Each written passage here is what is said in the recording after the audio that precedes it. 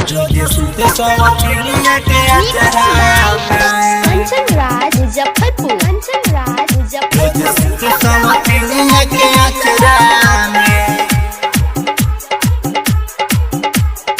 प्रीति films recording studio चिरैया। हमर भतरा सुनाए सखी रोज सुते सवतिनिया के अचरा में। हमर भतरा सुनाए सखी रोज सुते सवतिनिया के अचरा में। छोड़ी के अपन बर्तन आटा, छोड़ी के अपन बर्तन आटा सखी सानता दोसरा के कठरा में। हमर भतरा सुनाए सखी रोज सुते सवतिनिया के अचरा में। हमर भतरा सुनाए सखी रोज सुते सवतिनिया के अचरा में। छोड़ के अपन बर्तन आटा, छोड़ के अपन बर्तन आटा रोज सानता दोसरे के कठरा में। हमर भतरा सुनाए सखी रोज सुते सवतिनिया के अचरा में। मिक्स बाय कंचन राज मुजफ्फरपुर, सुते सवतिनिया के अचरा में। रोज सुते सवतिनिया के अचरा में। नैहर में रहती त लुटती माजा हमहु खूबे यार से। ससुर में आईनी कबहू न खैनी भरे न मनवा भतार से। भरे न मनवा भतार। नैहर में रहती त लुटती माजा हमहु खूबे यार से। ससुर में आईनी कबहू न खैनी भरे न मनवा भतार से।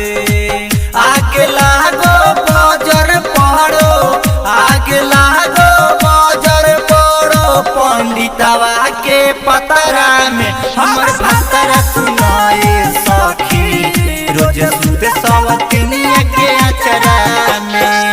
प्रीति फिल्म्स रिकॉर्डिंग स्टूडियो चिरैया। रोज सुते सवतिनिया के अचरा में। कंचन राज मुजफ्फरपुर, कंचन राज रोज मुजफ्फरपुर। सुते सवतिनिया के अचरा में।